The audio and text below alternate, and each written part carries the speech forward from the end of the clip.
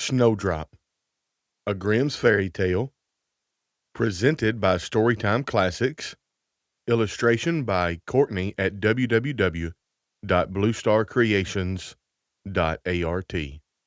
It was the middle of winter, when the broad flakes of snow were falling around, that the queen of a country many thousand miles off sat working at her window.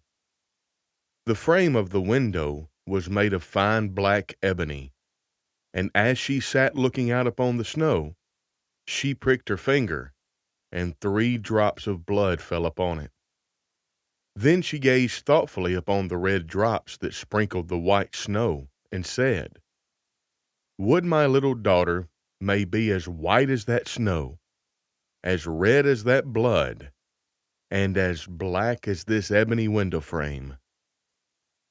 And so, the little girl really did grow up. Her skin was as white as snow, her cheeks as rosy as the blood, and her hair as black as ebony, and she was called Snowdrop. But this queen died, and the king soon married another wife, who became queen, and was very beautiful, but so vain that she could not bear to think that anyone could be handsomer than she was. She had a fairy looking-glass to which she used to go, and then she would gaze upon herself in it, and say, "Tell me, glass, tell me true, of all the ladies in the land, who is fairest, tell me who?" And the glass always answered, "Thou, queen, art the fairest in all the land." But Snowdrop grew more and more beautiful, and when she was 7 years old, she was as bright as the day and fairer than the queen herself. Then the glass one day answered the queen when she went to look in it as usual, "Thou, queen, art fair and beauteous to see, but Snowdrop is lovelier than thee." When she heard this, she turned pale with rage and envy, and called to one of her servants and said, "Take Snowdrop away into the wood, that I may never see her any more." Then the servant led her away, but his heart melted when Snowdrop begged him to spare her life, and he said, "I will not hurt you, pretty child." So he left her by herself. And though he thought it most likely that the wild beast would tear her in pieces, he felt as if a great weight were taken off his heart, when he had made up his mind not to kill her, but to leave her to her fate, with the chance of someone finding and saving her. Then poor Snowdrop wandered along through the wood in great fear, and the wild beast roared about her, but none did her any harm. In the evening she came to a cottage among the hills, and went into rest, for her little feet would carry her no further. Everything was spruce and neat in the cottage.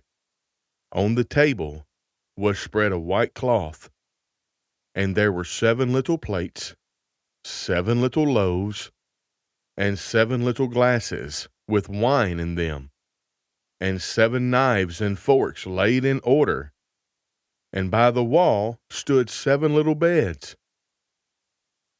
As she was very hungry, she picked a little piece of each loaf, and drank a very little wine out of each glass, and after that she thought she would lie down and rest.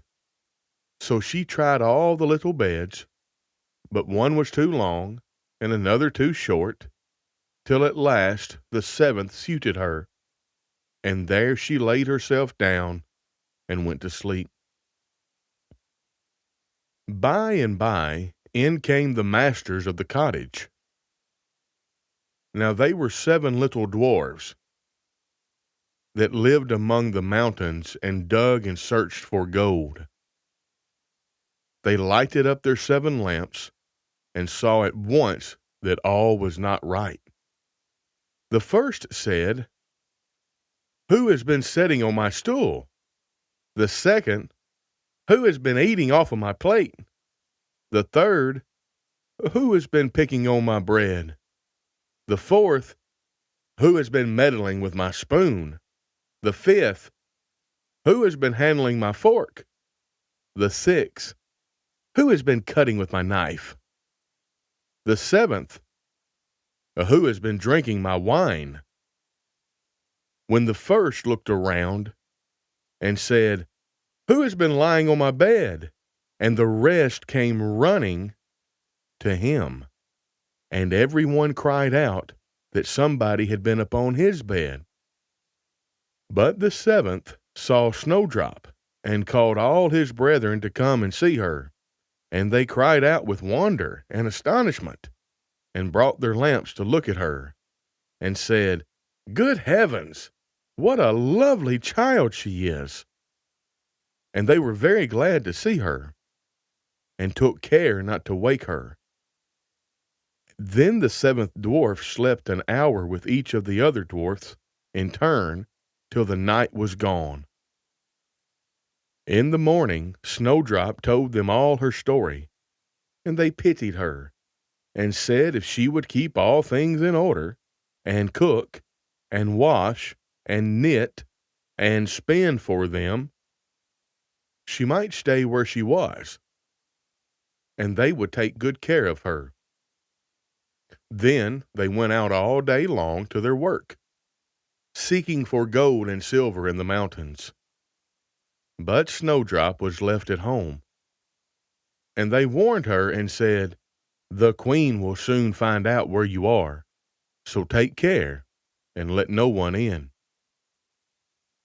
But the queen, now that she thought Snowdrop was dead, believed that she might be the handsomest lady in the land, and she went to her glass and said, "Tell me, glass, tell me true, of all the ladies in the land, who is the fairest? Tell me who."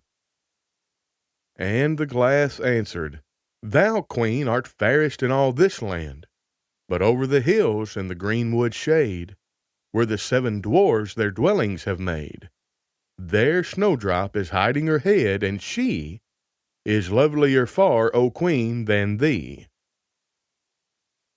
Then the queen was very much frightened, for she knew that the glass always spoke the truth, and was sure that the servant had betrayed her, and she could not bear to think that anyone lived who was more beautiful than she was. So she dressed herself up as an old peddler, and went her way over the hills to the place where the dwarfs dwelt. Then she knocked at the door and cried, "Fine wares to sell." Snowdrop looked out at the window and said, "Good day, good woman. What have you to sell?" "Good wares, fine wares," said she, "laces and bobbins of all colors." "I will let the old lady in. She seems to be a very good sort of body," thought Snowdrop, as she ran down and unbolted the door. "Bless me," said the old woman, "how badly your stays are laced. Let me lace them up with one of my nice new laces." Snowdrop did not dream of any mischief, so she stood before the old woman, but she set to work so nimbly, and pulled the lace so tight, that Snowdrop's breath was stopped, and she fell down as if she were dead. "There's an end to all thy beauty," said the spiteful queen, and went away home. In the evening the 7 dwarfs came back home, and I need not say how grieved they were to see their faithful Snowdrop stretched out upon the ground as if she was quite dead. However, They lifted her up, and when they found what ailed her, they cut the lace, and in a little time she began to breathe, and very soon came to life again. Then they said, "The old woman was the queen herself. Take care another time and let no one in when we are away." When the queen got home, she went straight to her glass and spoke to it as before. But in great grief it still said, "Thou, queen, are the fairest in all this land. But over the hills, in the greenwood shade, where the 7 dwarfs their dwellings have made, there Snowdrop is hiding her head, and she is lovelier far, O queen, than thee." Then the blood ran cold in her heart with spite and malice, to see that Snowdrop still lived, and she dressed herself up again, but in quite another dress from the one she wore before, and took with her a poisoned comb. When she reached the dwarf's cottage, she knocked at the door and cried, "Fine wares to sell." But Snowdrop said, "I dare not let anyone in." Then the queen said, "Only look at my beautiful combs," and gave her the poisoned one, and it looked so pretty that she took it up and put it to her hair to try it.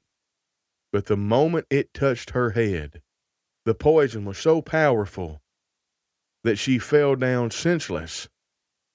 "There you may lie," said the queen, and went her way. But by good luck the dwarfs came in very early that evening, and when they saw Snowdrop lying on the ground, they thought what had happened, and soon found the poisoned comb. And when they took it away, she got well, and told them all that had passed.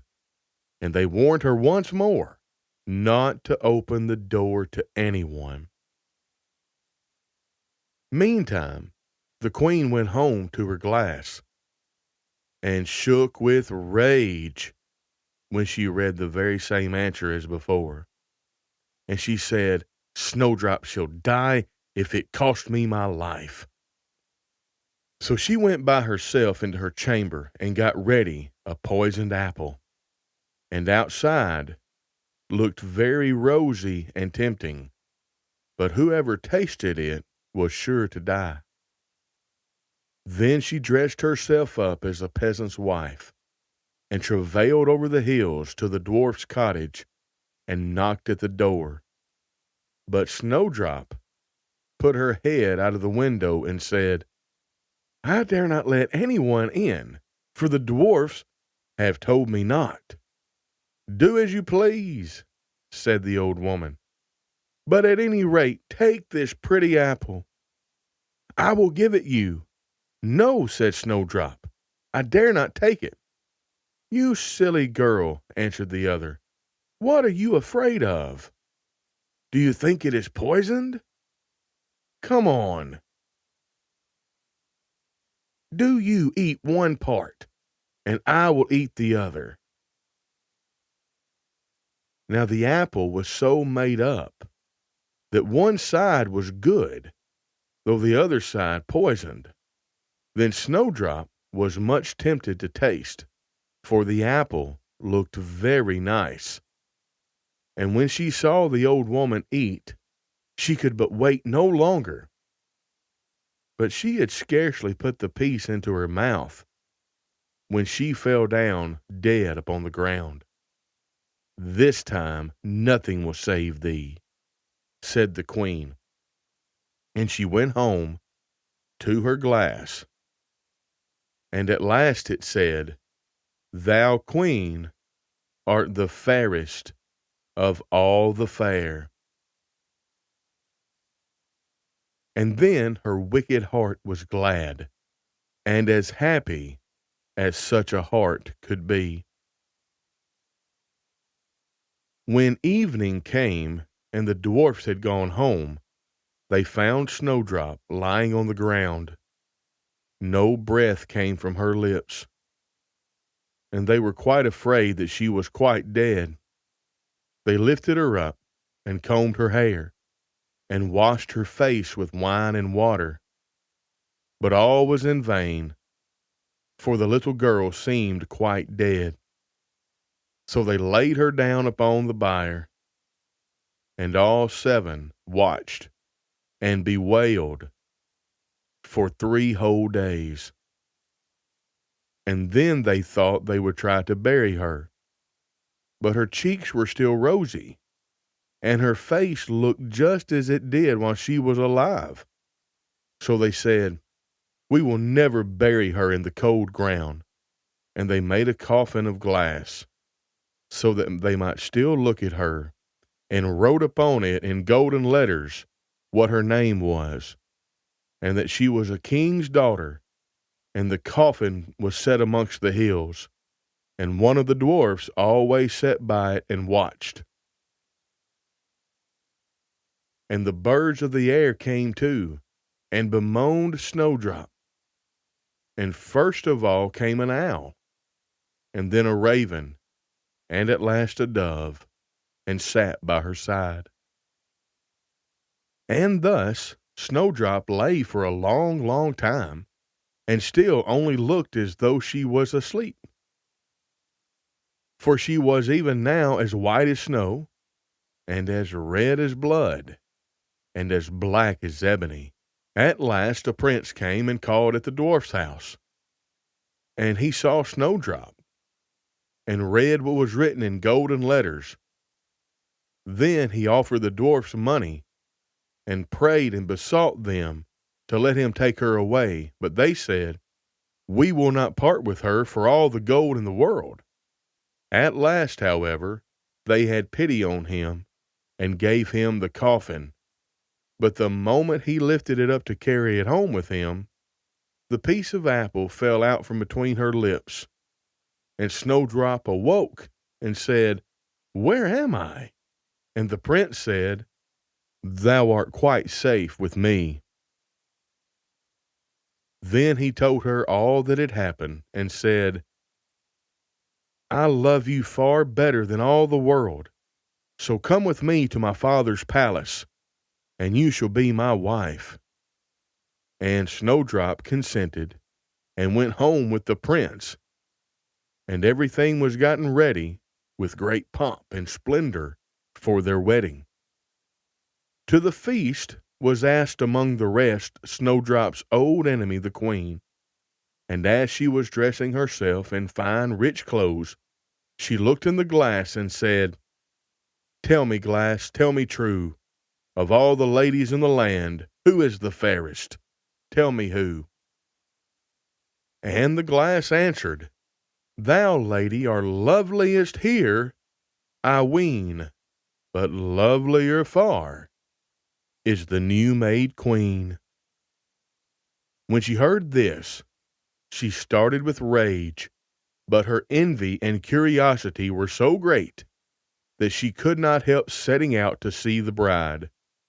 And when she got there, and saw that it was no other than Snowdrop, who, as she thought, had been dead a long while, she choked with rage, and fell down and died. But Snowdrop and the prince lived and reigned happily over that land many, many years. And sometimes they went up into the mountains and paid a visit to the little dwarfs who had been so kind to Snowdrop in her time of need. The end.